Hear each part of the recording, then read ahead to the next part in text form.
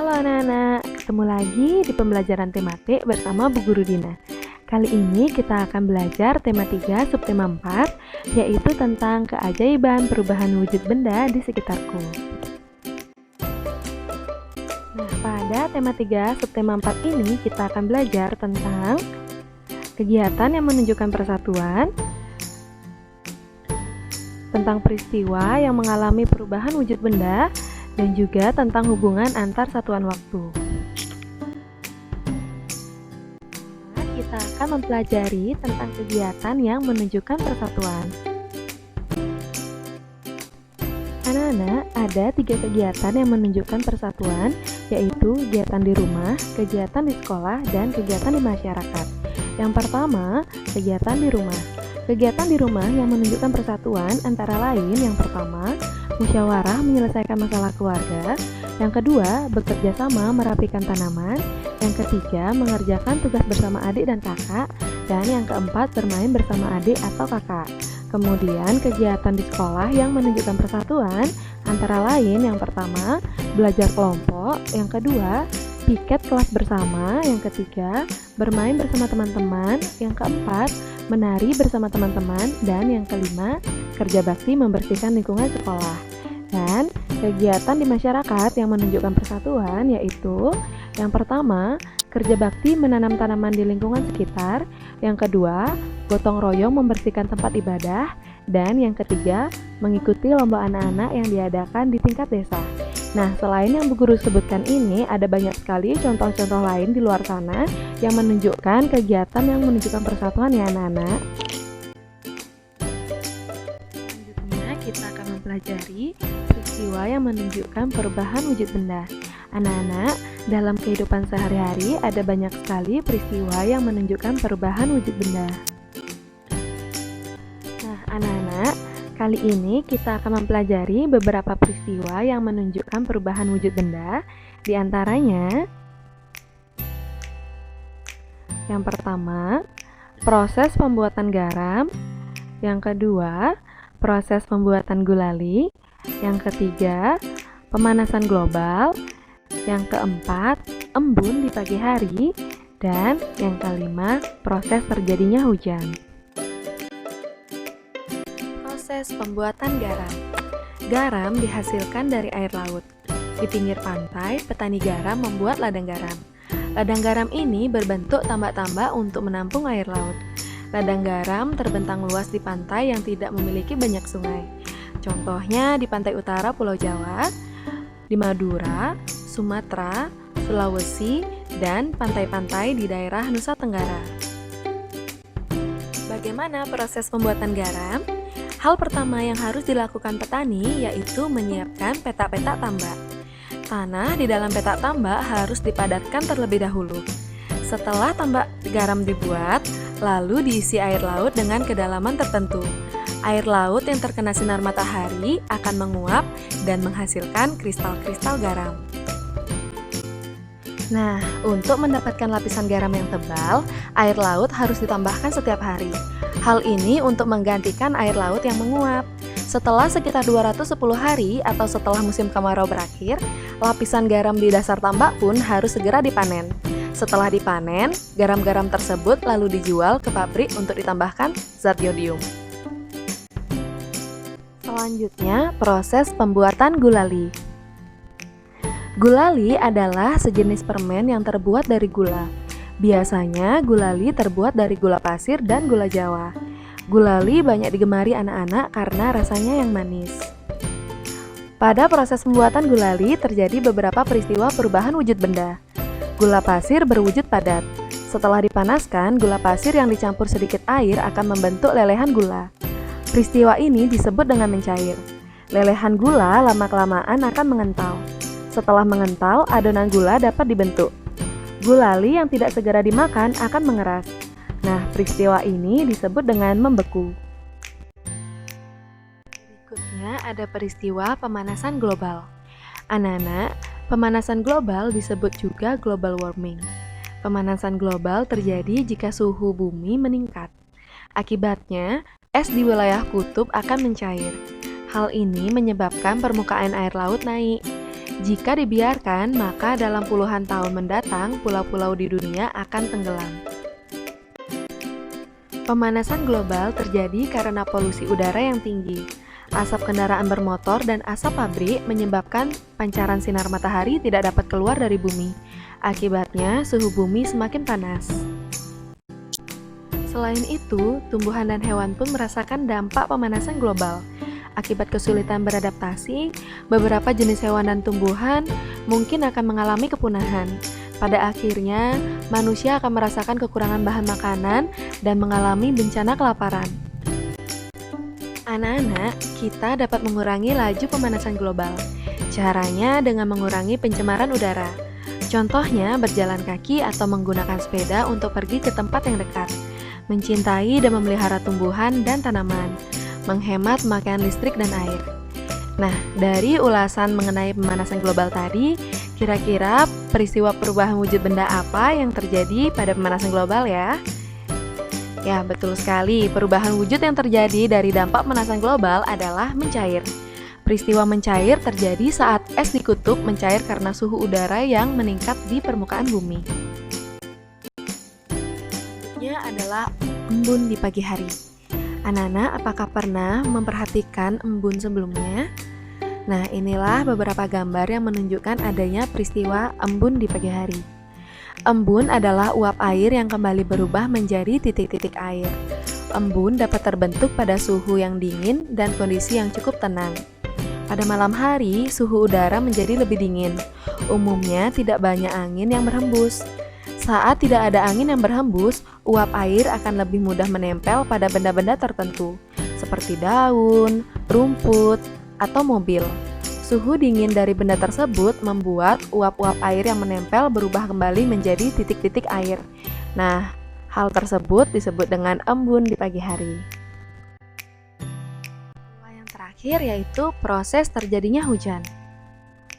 Anak-anak, ini adalah gambar yang menunjukkan proses terjadinya hujan.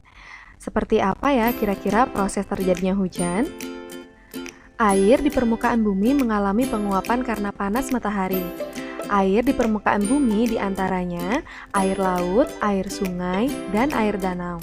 Air tersebut mengalami penguapan dan berubah menjadi uap air.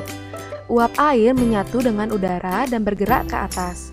Ketika suhu udara semakin dingin, uap air akan mengalami pendinginan dan membentuk titik-titik air. Semakin lama, titik-titik air bertambah banyak dan terbentuklah awan. Adanya angin menyebabkan awan-awan bergerak ke tempat yang lain. Nah, pergerakan angin memberikan pengaruh besar terhadap awan sehingga membuat awan kecil menyatu. Kemudian, awan kecil membentuk awan yang lebih besar dan bergerak ke tempat yang memiliki suhu lebih rendah. Semakin banyak titik-titik air yang terkumpul, awan akan berubah menjadi semakin kelabu. Jika awan sudah tidak mampu lagi menampung air, maka titik-titik air itu akan jatuh ke permukaan bumi. Nah, inilah yang dinamakan hujan. Air hujan akan turun di darat maupun di laut. Nah, itulah tadi ulasan mengenai beberapa peristiwa yang menunjukkan adanya perubahan wujud benda. Bu Guru harapkan informasi ini dapat menambah pengetahuan dan wawasan anak-anak ya. Selanjutnya, kita akan mempelajari hubungan antar satuan waktu. Nah, pada pembelajaran sebelumnya, anak-anak sudah mempelajari hubungan antar satuan berat baku. Pada kesempatan kali ini, kita akan mempelajari hubungan antar satuan waktu.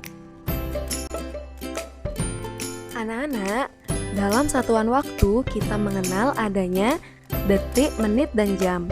Untuk perbandingannya, 1 menit sama dengan 60 detik, 1 jam sama dengan 60 menit, dan 1 jam sama dengan 3.600 detik.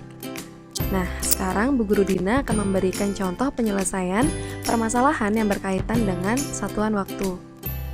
Contoh yang pertama, 30 menit sama dengan titik-titik detik. Nah, karena 1 menit sama dengan 60 detik, maka kita kalikan 30 dengan 60. 30 dikali 60 hasilnya adalah 1800. Jadi, 30 menit sama dengan 1800 detik. Contoh yang kedua, 2 jam sama dengan titik-titik menit. Karena 1 jam sama dengan 60 menit, maka kita kalikan 2 dikali 60. 2 dikali 60 hasilnya adalah 120. Jadi 2 jam sama dengan 120 menit. Contoh yang ketiga, 1 jam 15 menit sama dengan titik-titik menit. Nah, untuk permasalahan ini kita perlu menyamakan satuannya terlebih dahulu. Karena yang ditanya adalah menit, maka kita perlu mengubah satuan jam ke dalam satuan menit. Karena 1 jam sama dengan 60 menit, maka kita kali 1 dengan 60. Kemudian dijumlahkan dengan 15. 15 satuannya sudah menit, maka tidak perlu kita ubah lagi.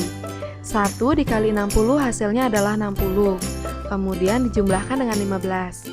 60 ditambah 15 hasilnya adalah 75. Jadi 1 jam 15 menit sama dengan 75 menit. Contoh yang keempat, 2 jam 10 menit sama dengan titik-titik menit. Caranya masih sama seperti contoh yang ketiga. Kita ubah satuannya terlebih dahulu. Karena 1 jam sama dengan 60 menit, maka kita kalikan 2 dengan 60. Dijumlahkan dengan 10. Karena 10 satuannya sudah menit, maka tidak perlu diubah lagi. 2 dikali 60 hasilnya adalah 120. Kemudian dijumlahkan dengan 10.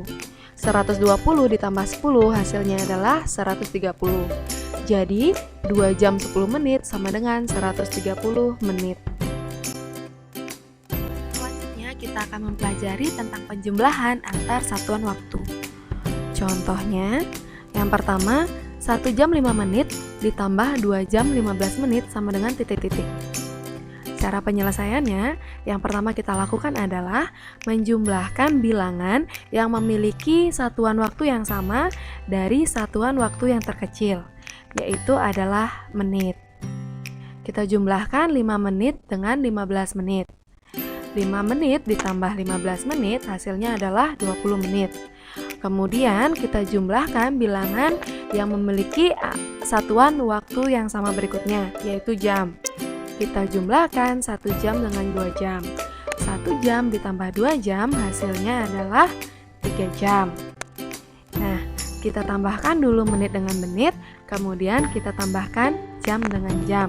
Sehingga hasilnya menjadi 1 jam 5 menit ditambah 2 jam 15 menit adalah 3 jam 20 menit. Contoh yang kedua, 2 jam 35 menit ditambah 2 jam 40 menit sama dengan titik-titik. Caranya masih sama, kita tambahkan menit dengan menit, kemudian kita tambahkan jam dengan jam. 35 menit kita jumlahkan dengan 40 menit. Hasilnya yaitu 75 menit. Nah, karena 75 menit ini lebih dari 60 menit, yaitu lebih dari 1 jam, maka kita pecah dia menjadi 60 menit ditambah 15 menit. Karena 60 menit sama dengan 1 jam, 75 menit ini juga sama dengan 1 jam ditambah 15 menit. Kemudian selanjutnya kita jumlahkan jam dengan jam. Kita jumlahkan 2 jam dengan 2 jam. Hasilnya yaitu 4 jam. Nah, tadi pada 75 menit kita dapatkan 1 jam.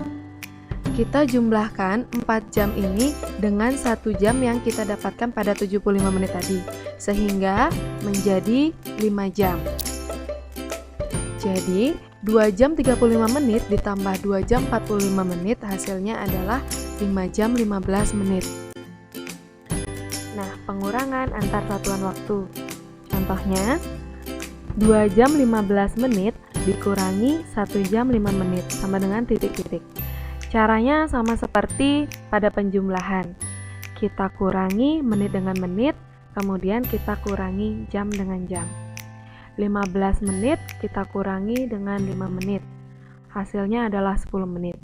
Kemudian 2 jam kita kurangi dengan 1 jam. Hasilnya adalah 1 jam. Jadi 2 jam 15 menit dikurangi 1 jam 5 menit hasilnya adalah 1 jam 10 menit. Selanjutnya kita kita akan mempelajari tentang menentukan lama waktu kejadian berlangsung. Contohnya, pagi itu turun hujan dari pukul 8 tepat hingga pukul 9:15 menit. Berapa lama waktu hujan turun? Nah, cara penyelesaiannya, hujan dimulai dari pukul 8 tepat. Kemudian hujan berhentinya pukul 9:15 menit. Dari pukul 8 hingga pukul 9 itu jaraknya adalah 1 jam.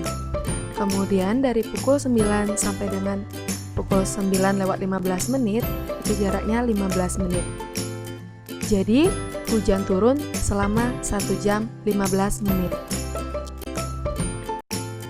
Selain dengan cara yang tadi, ada cara lain untuk menentukan lama waktu kejadian berlangsung, yaitu waktu akhir dikurangi waktu awal.